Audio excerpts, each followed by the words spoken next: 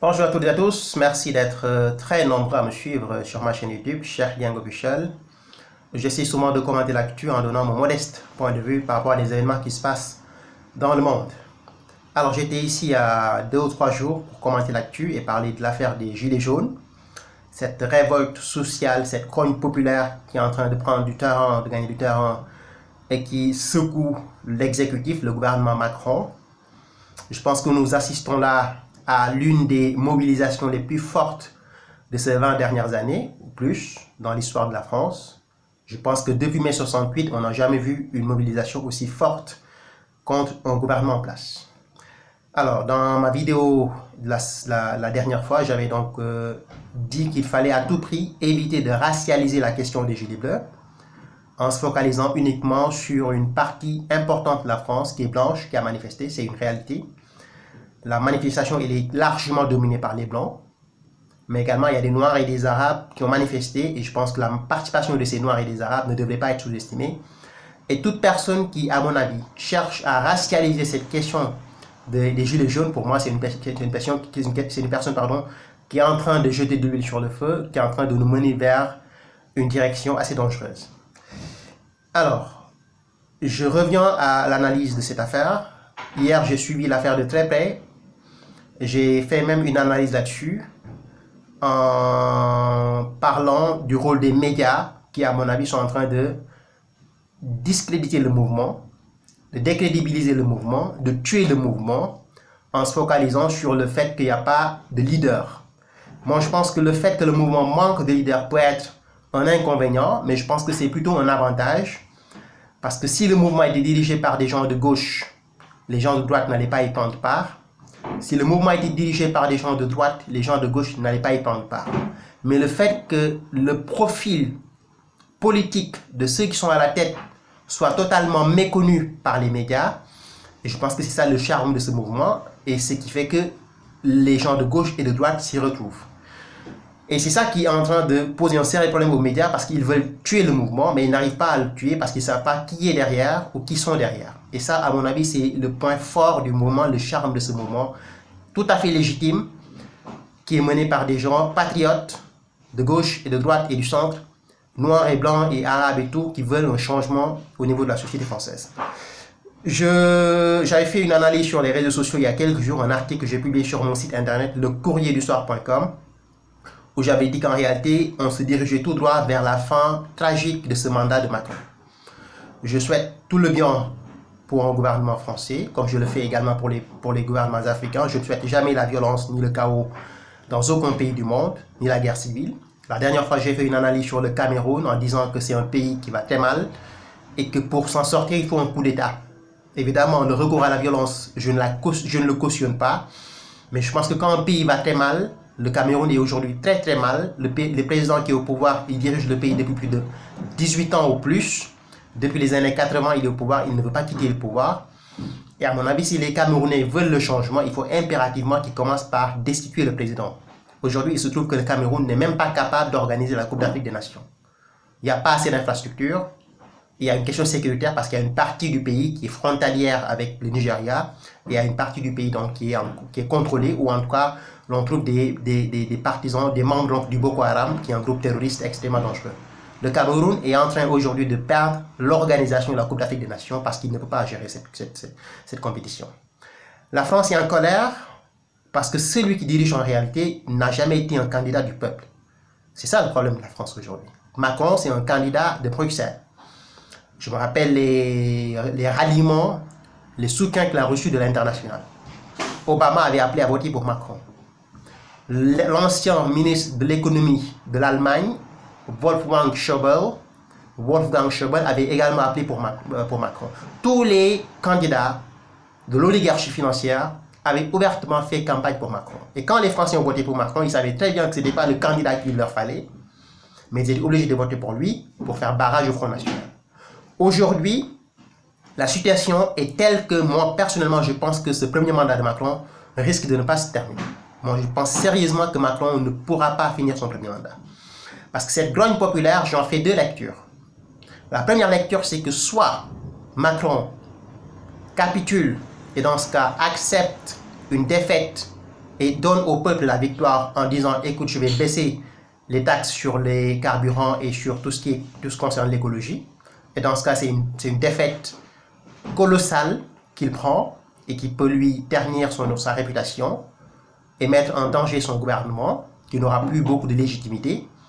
Ou bien, il s'entête à capituler, il refuse de le faire, et dans ce cas, le peuple radicalise sa protestation, et ça va déboucher sur une fin tragique. Donc, pour rejoindre mon analyse la semaine dernière sur cette affaire. Et je pense qu'aujourd'hui, le peuple ne veut pas lâcher. Le mouvement des Gilets jaunes est un mouvement qui est devenu aujourd'hui légitime. Je rappelle qu'il y a plus de 80% de la population française qui est derrière ce mouvement. 80% de la population française qui est derrière ce mouvement. Et le mouvement est soutenu par des gens d'extrême gauche et des gens d'extrême droite. Par des gens de gauche et de droite. Macron a aujourd'hui une marge de manœuvre qui est très réduite. Il a très peu de soutien face à cette grogne populaire. Et je pense que dans les jours qui viennent, si la situation ne change pas, si la grogne populaire ne s'affaiblit pas, on aura des désertions, c'est-à-dire des gens qui sont du gouvernement de Macron qui vont rejoindre le mouvement, ou en tout cas des gens de la République En Marche, des députés qui vont rejoindre le mouvement, parce qu'il n'y a pas longtemps, il y a un député En Marche qui avait manifesté son soutien aux Gilets jaunes. J'ai fait un article la dernière fois sur Mathieu Orphelin, qui est un député En Marche qui s'est dit très déçu par la politique de Macron, après son discours donc, à l'Élysée il y a quelques jours. Donc on commence à constater que l'empire Macron est en train de s'effondrer petit à petit. Est-ce que Édouard Philippe va tenir? Est-ce que Castaner va tenir? Ça, c'est une autre question. Mais face à cette grogne populaire, je ne pense pas que le gouvernement Macron puisse tenir longtemps. Et je pense sérieusement que le premier mandat de Macron risque de ne pas se terminer. C'est mon point de vue, je peux me tromper. Mais je pense sérieusement que vu la contestation populaire à laquelle nous assistons aujourd'hui, vu la colère populaire qui vient du peuple français, à mon avis, il y a de très fortes chances que Macron ne finisse pas son mandat. Alors, la situation elle est chaotique, elle est dramatique. Quand on a vu hier ce qui s'est passé à Paris, à l'Arc de Triomphe, un peu partout à Paris, aux Champs-Élysées et tout. Moi, je lis beaucoup la presse internationale, parce que c'est ma spécialité, je suis un peu dans les médias. Je lis la presse anglaise, américaine, espagnole, etc. Et je pense qu'aujourd'hui, tout le monde est vraiment... Les gens sont étonnés de voir ce qui se passe en France. Et quand ça pète en France le plus souvent, ça va péter partout. Hein. Le problème, c'est ça, c'est que la France est un pays extrêmement fermé, mais souvent, quand c'est déverrouillé, c'est fini. Aujourd'hui, je pense qu'il y a de très fortes chances que ce qui se passe en France puisse se passer dans d'autres pays, en Italie, en Espagne, en Grande-Bretagne ou ailleurs. Et pourquoi pas dans les pays africains qui sont en train de suivre beaucoup plus que ce que subissent les Français en termes d'impôts. Ok? Sur la présence des multinationales françaises. Ici, on parle d'oligarchie, là-bas, c'est les multinationales qui sont en train de tuer les peuples depuis longtemps. Il n'y a plus rien en Afrique, ni au Maghreb, ni en Afrique noire, ni dans les pays du Proche et du Moyen-Orient. Ils ont été privés de tout ce qu'ils avaient comme fierté. C'est des gens qui vivent aujourd'hui sans dignité, sans fierté, sans rien du tout. On leur a tout pris. Et c'est exactement ce qui est en train de se passer avec le peuple français. C'est pourquoi cette grogne populaire qui est en train aujourd'hui de s'intensifier, même si les médias sont en train de faire le sale boulot en nous parlant de voyous, de casseurs. Évidemment, il y a des casseurs et des voyous qui, à mon avis, ne représentent pas le mouvement. Mais il y a une bonne partie de la population française qui est en colère. Et on ne peut pas nier aujourd'hui, on ne peut pas fermer les yeux sur cette colère populaire française qui aujourd'hui est en train de gagner du terrain. Macron, moi, je pense qu'il est à la fin de son règne. Donc, pour moi, la présidence de Macron est en train de prendre fin. Pour moi, c'est fini. Est-ce qu'il aura la possibilité de finir son mandat en 2022? Parce que si on était en 2021, à la rigueur, les Français pourraient se dire, on est en 2021, il nous reste une année, il n'y a pas de souci, on va gérer la situation l'année prochaine, on va choisir. Mais là, on est en 2018 et pour arriver à 2022, il faudra 2 ou 3 ou 4 ans. Et d'ici là, je ne pense pas que le peuple puisse attendre longtemps. Le peuple en a ras-le-bol et les gens avaient longtemps cherché à trouver les moyens de s'en prendre à Macron parce qu'ils savaient dès le début que ce n'était pas le candidat qu'il leur fallait. La situation est catastrophique, les amis, chaotique. On prévoit tout. Moi, je prévois vraiment, je vois tout ici dans toutes les scènes, toutes les probabilités sont déjà sur la table. Ça peut déboucher sur une guerre civile, c'est possible, même si je ne le souhaite pas, je pense que personne ne le souhaite. Ça peut déboucher sur une destitution violente de Macron.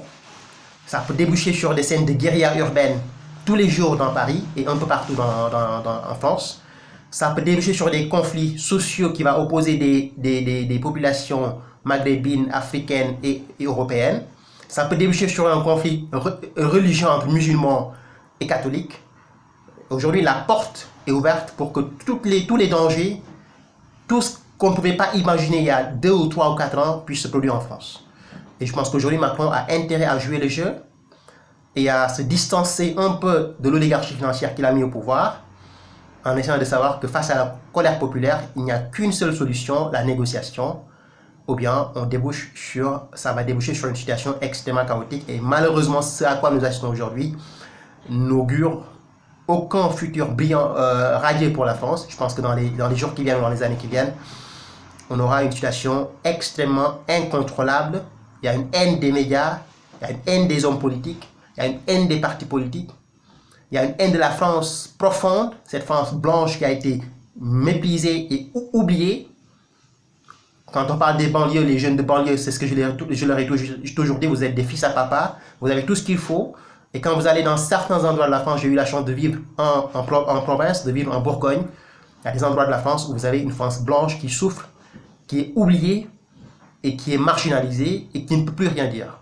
Quand elle proteste, on parle de facho, de raciste, et quand elle ne dit rien, elle se fait piétiner. Et cette France est aujourd'hui en colère. Et ça se voit dans les manifestations, on voit une importante population blanche venue de partout en France pour rallier les mouvements gilets jaunes et dire basta. Et je pense qu'aujourd'hui, on assiste à la fin de cette présidence de Macron et le panorama politique français, le paysage politique français va changer drastiquement. Qu'est-ce qui va se passer dans les années qui viennent? Personne ne le sait, mais je crains le pire dans ce pays et je crains également que l'on assiste à une fin tragique de ce mandat, comme je l'avais dit dans mon analyse la semaine dernière, qui a été largement partagée sur les réseaux sociaux.